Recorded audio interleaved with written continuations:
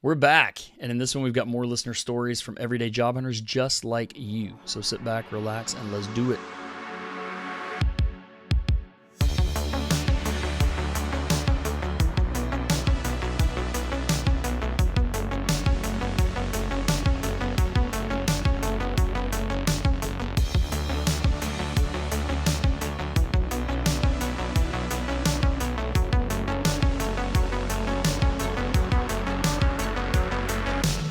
Hey everybody, welcome back. Game Industry Job Hunt episode 11. My name is Joe, I'm your host. I'm going to keep this intro very short because we have some more stories from our friends in the community here that have been listening to the show for a while, and they've agreed to come on and share their stories with us, so I want to get right to that. But before we do, I do want to remind you to leave a review for the show on whatever platform you're listening to it on. That would be a really big help. At least a 5-star review is really good just to sort of spread the word. So if you don't mind doing that, it's greatly appreciated. Okay, with that out of the way, let's get to the stories.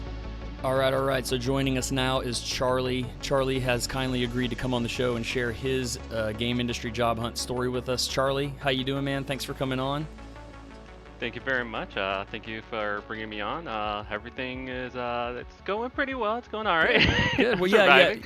Well, it's been a while actually since we first made contact, and so kind of tell us your story, but also sort of catch me up on everything while you're at it. All right. So, I guess a little bit of background on myself. So I started. I'm a programmer, a game programmer. At the very least, I consider myself to be. I haven't really entered the game industry yet, but I have made a whole bunch of like projects, smaller game projects. And I started programming back in high school since I went to like a technical high school.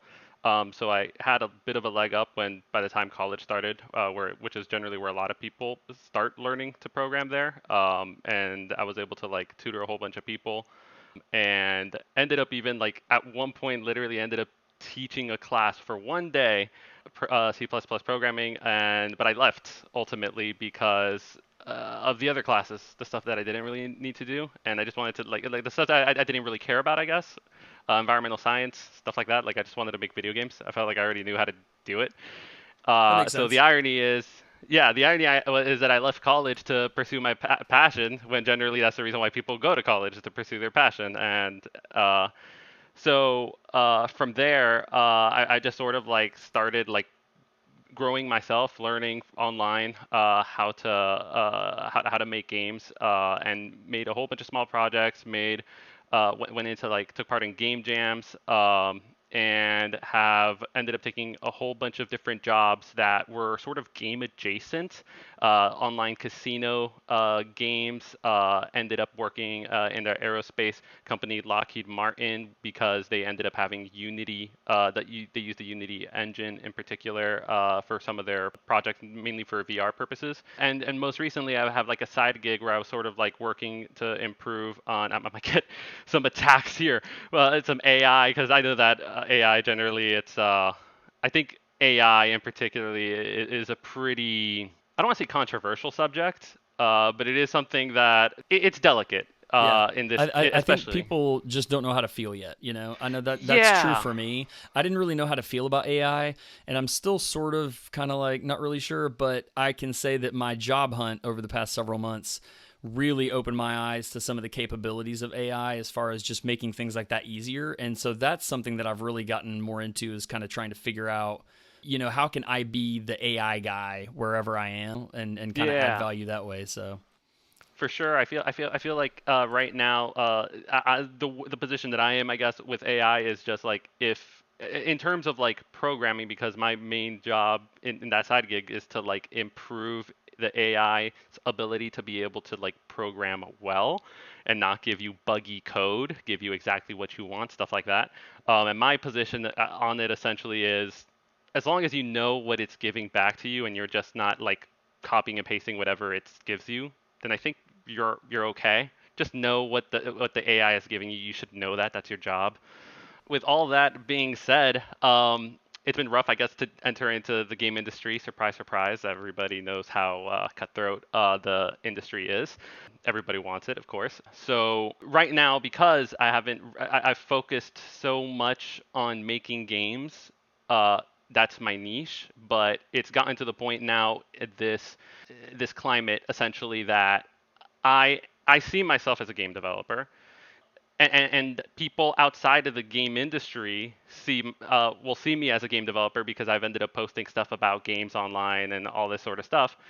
But the industry in itself, I don't believe does, mainly because, well, I haven't really joined any sort of game industry job yet. Everything has just been game adjacent. Can I hop in here real quick for a second? All right. And so, as everybody knows, yourself and listeners know, I'm not a therapist, but I will say, hearing you say that brings to mind for me the phrase "perception is reality."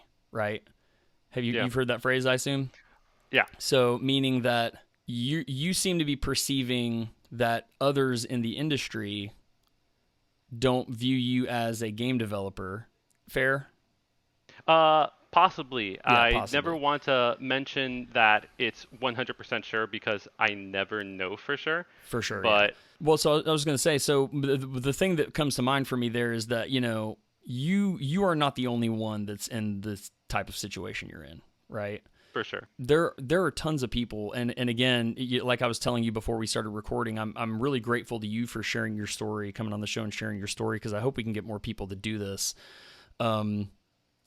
But one thing that I'm learning as I talk to more folks that are sort of in that entry level realm is there are all kinds of different ways to get into the games industry. You know what I mean? For And sure. I I would I would want you to focus on the awesome experiences that you do have rather than how you perceive people are perceiving you, because I really do believe that is an industry, or that is an entry level pitfall that I see a lot of people fall into, and I fell into myself. And so I guess I would just close out this little Fraser Crane moment with saying, try not to focus too much on those external stimuli, like what do people think of me, how do people perceive me, and instead just go for it. Just go for it, because you will find one way or the other inevitably that stuff doesn't matter, Yeah. and that people aren't and this is a lesson, me being in sort of the community and social and forward facing world, took me a long time to understand and to realize, but you don't have to perform for anybody. All you have to Yeah. do is do your thing. You know what I mean? And people are going to notice what you share with them and what you show them. There's nobody worrying about what's Charlie going to say next, what's Charlie going to do next, so you don't so that's sort of like an external thing that I think with time it gets easier and easier to kind of close that off and not worry about that. But I think, I'm sure it's not the same for everybody. Everybody's different, but I know for me, I had a lot of similar thoughts like that, like you do, Yeah. early in my career, and still do sometimes. And it can be tough. Yeah.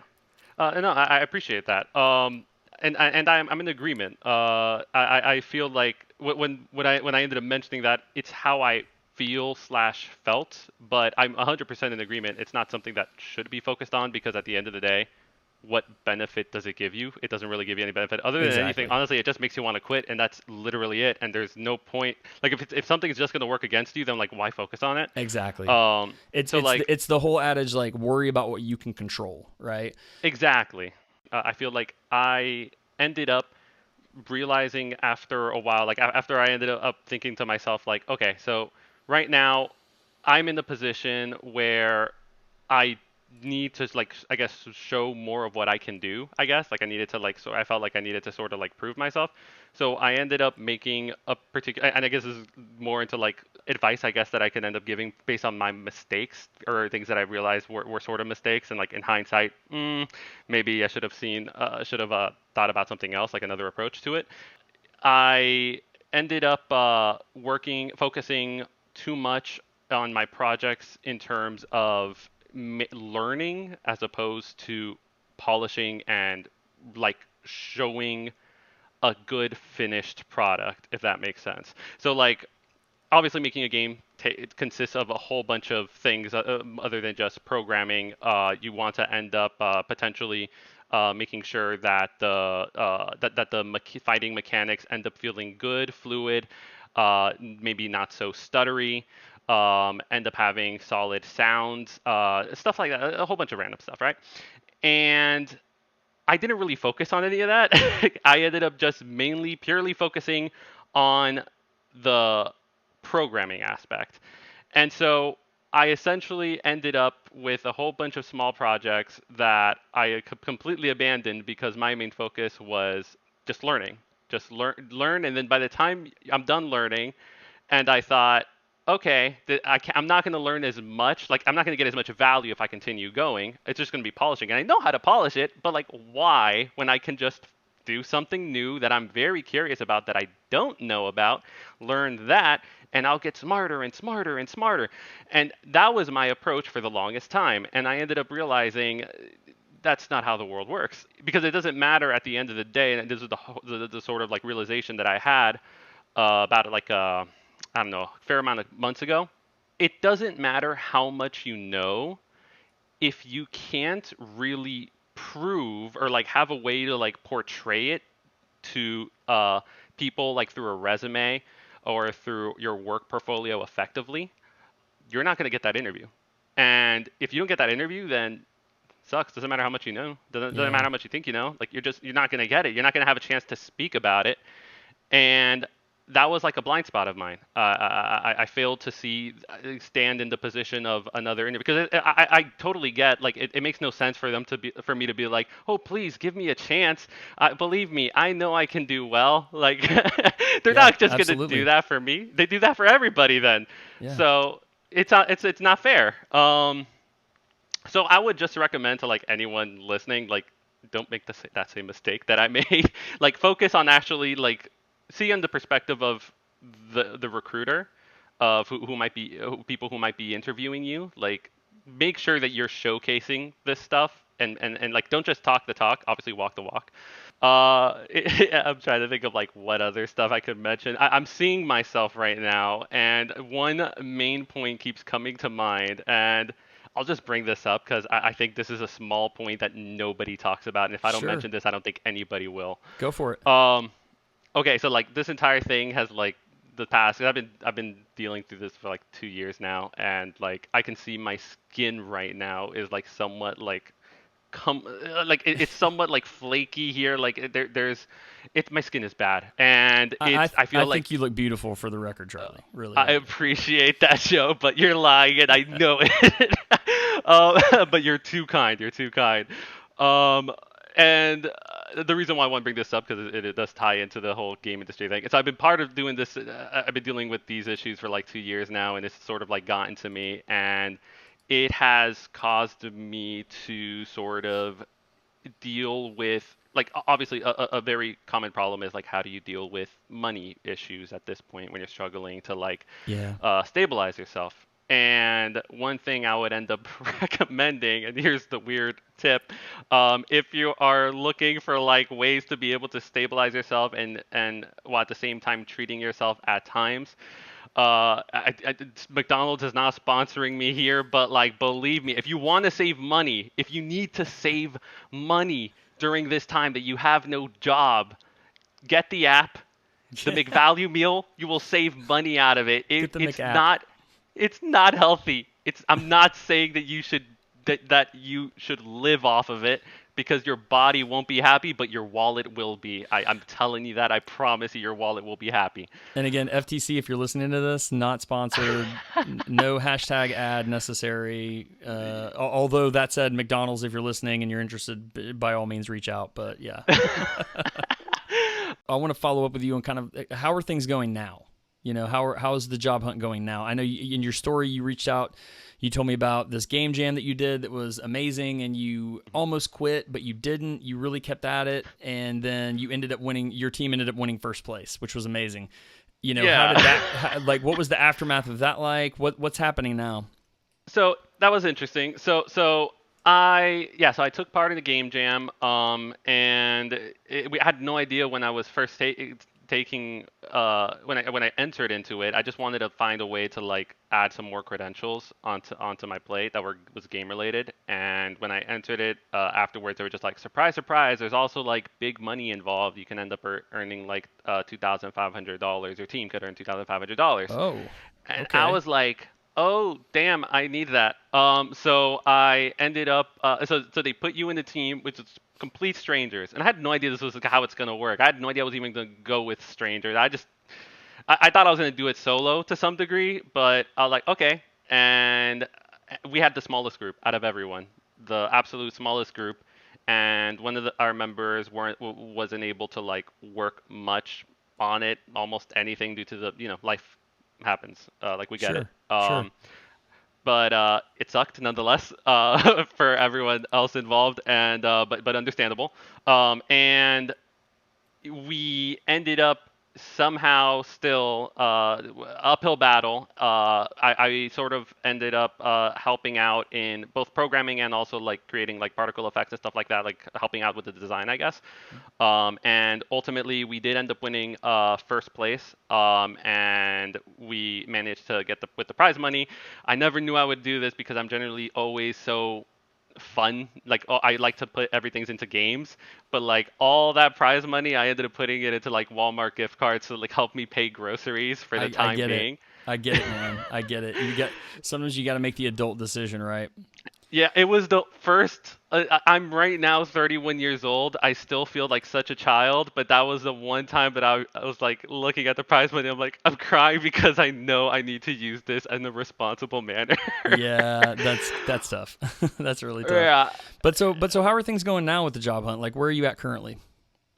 So I'm currently I found a little bit more success in using in I guess getting referrals, I guess, and being able to like get potential interviews. Right now because it's like overly saturated, the job market. It's become difficult just to get that interview, and I feel like most jobs that I end up sending applications to never really hear back. So I decided that okay, I need to really stand out, and I feel right now the best way to actually get an interview at this point is to just get a referral because so it's similar to like what you ended up mentioning before in the previous episodes regarding like AI, where like sometimes they might certain recruiters might not necessarily get your resume in hand, but like when you end up getting a referral, then chances are they're going to get it in hand. Like they're not going to be like, hey, Exactly. they're not gonna be like, hey, Joe recommended this guy. It's like, nah. Like I'm not even gonna look. Like they're not gonna say that. They're generally gonna take No. a glance. Yeah, and So for and for everybody that's listened to every episode of the show, and they're wondering why this guy and all of his guests always talking about networking all the time. It's networking, networking, networking. That's why. That's exactly why.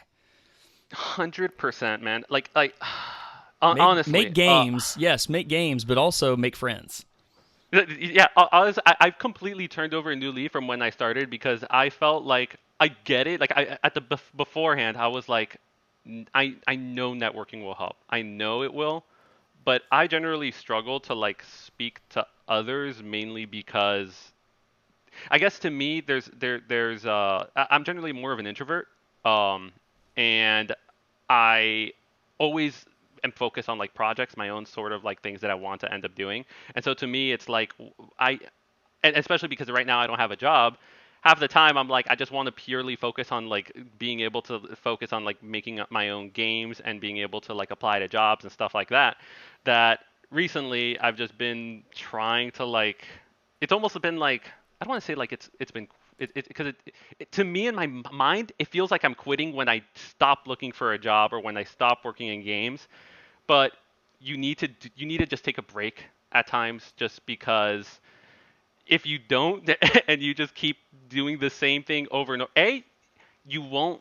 You need to take a step back to sort of like see what you've done, find out what works, what hasn't, and if you're always focused on like doing the same thing that you have been doing, you're never gonna have that moment of like, is that the word introspection? When you just sort Yeah, of like yeah, absolutely.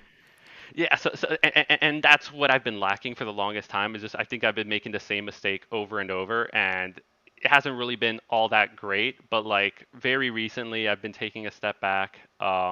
We ended up getting my girlfriend bought Split Fiction, the co-op game, Oh yes, I've heard recently. good things. I've heard good things. Yeah, And I've been trying to like just take a break here, just enjoy life, just find the beauty that's so Absolutely. obviously It's there. it's so important. And one plus as a game creator, it's important to consume other games for lots of different reasons. You know, 100%. so yeah, that's great. But yeah, listen, hey Charlie, thanks again for coming on. Man, I really appreciate you sharing your story with us, and let's stay in touch and I'll talk to you soon. Yeah, sounds good. Thank you very much for having me. All right, now I'm joined by Lawrence. Lawrence is a voice actor and community manager, currently going through his own game industry job hunt. He's here to kind of catch us up on what's happening with him. So, Lawrence, how you doing, man? Thanks again for being on the show, and give everybody a quick background about you and how you got into the industry and just kind of what your deal is. Hey, thank you very much for having me. So, I got involved through a variety of different ways, with most of all being able to say yes and using the different skills that I have in photo, video, community management, and in some of my favorite stories, let me pitch an insane idea and let's go. So, that leads to a couple of the different things that we'll talk about very shortly. Now, in voiceover, I'll tell you how I got started in that. It was the kind of beginning of the pandemic. My friend Sonny Strait, which most people know as the voice of Krillin and Usopp, if you're Dragon Ball and One Piece watchers, needed somebody to engineer for his classes. So Sonny teaches dubbing, and that's anime dubbing. Yeah. So the problem was, how do you do anime dubbing from home remotely? And remember, this is the kind of beginning of the pandemic, everything like that. How do we do it? I came up with the solution for how we'll do it. And then Sonny goes, "You're the engineer now." And that's how I started with that. So I was engineering for Sonny. And then he said I should try voiceover myself. Started doing it. And I booked leads in various video games as well as live action and other things, which hopefully I'll be able to talk about. And probably by the time your listeners see this, I will be, or have already announced, at AwesomeCon. I'll be the voice of their cosplay contest, which will be very exciting. Cool. Very cool. Mm-hmm. So tell me, give me an idea of kind of how things are going for you. Sort of how long have you been on the hunt? What's happening? How are things going currently? So aside from when you usually work as a contractor, which is what I mostly ended up doing when it comes to the game industry, there's always that kind of thing of being on the hunt. But for a lot of different stuff, it's been harder because a lot of things are more basically going back into offices, which are not where I live. See, I live in New York, little outside New York City. So you're definitely looking for something remote, which I know that's where I've been ever since the pandemic. I've gone full remote, probably to never look back.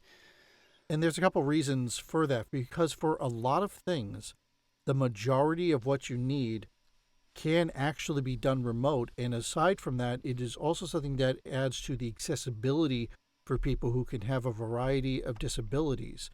So a lot of stuff is you actually can do it remote or mostly remote. How has that need for a remote role and that distance, how has that sort of affected your job hunt? Or even just tracking down contract roles or anything?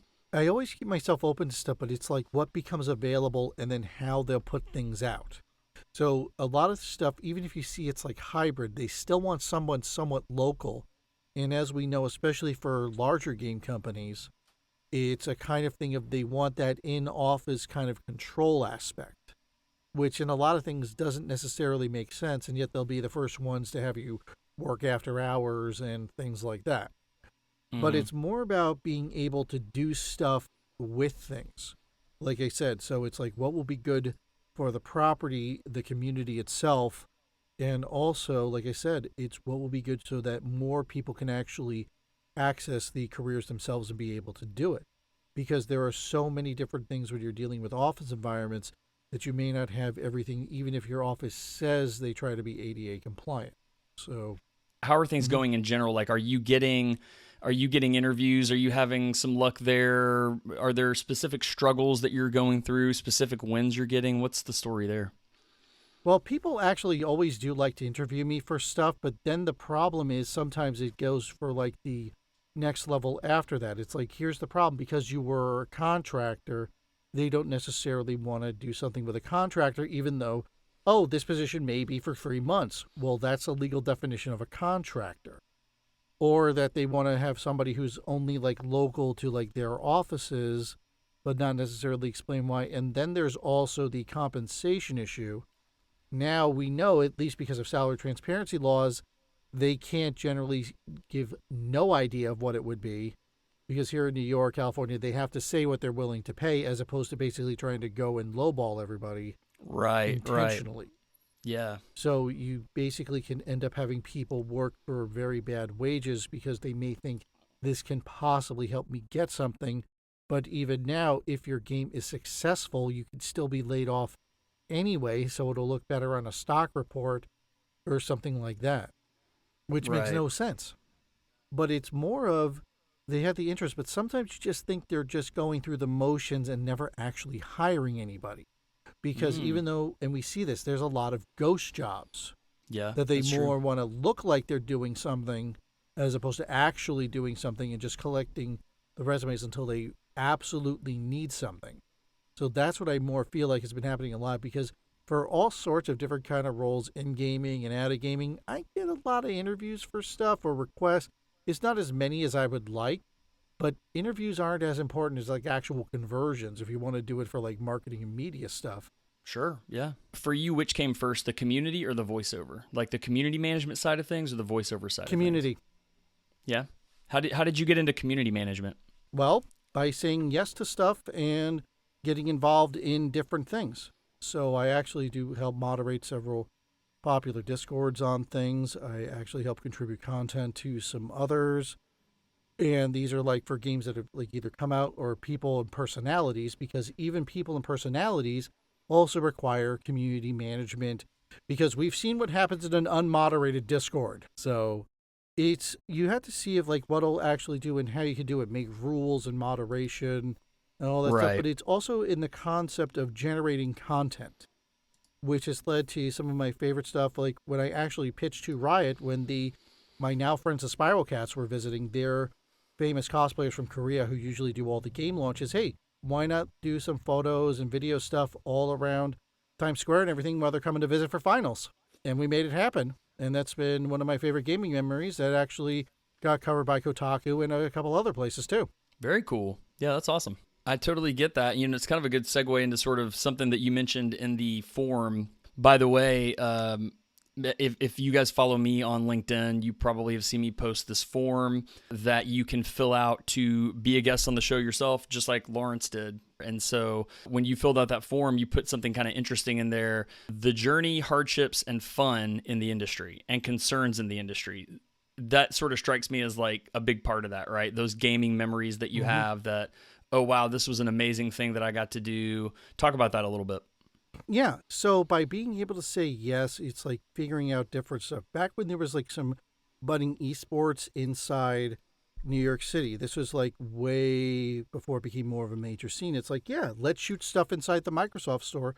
And I actually did that with a small esports organization that actually no longer exists anymore. As we kind of wrap things up here, what's the most important thing that you've learned while you've been on the job hunt and kind of looking for different roles? Be open, read through stuff, and then see what you're going to be getting into. I think that's really good advice is know what you're applying for, know what you're going after, because I'm sure it's not that uncommon that people just apply for things and they don't really read the job description, and then maybe they get an interview and it doesn't really go very well because they aren't informed about what it is they're actually applying for. So I think that's really good advice. Yeah, listen, Lawrence, thank you again, man, for chatting with me for a while. I really appreciate it. Let's stay in touch for sure. I want to keep up to date on what's happening with you. So thanks again, man. Really appreciate it. Absolutely. And everyone listening, follow this podcast. There's a lot of great insight, and there's going to be even more. Thank you. Tell your friends. Definitely. Yes, indeed. Please do tell your friends. Guys, thanks again for listening to episode, I believe, 11 now. Wow. We are rolling through them here of the Game Industry Job Hunt podcast. Really appreciate it. Big thanks to you. Big thanks again to Charlie and Lawrence, my guests for this episode. It's our second Community Voices episode. So again, if you're interested in sharing your story with us on the show, reach out to me on LinkedIn. Let me know. I have a form you can fill out, quick and easy, and we'll have you on the show, and we'll have a chat and get your story, get your background, all that kind of thing. Be a lot of fun. Let's do it. That's it for now, guys. Keep your heads up. You're not in this alone. Keep pushing, and good things are going to happen. We'll see you in the next one.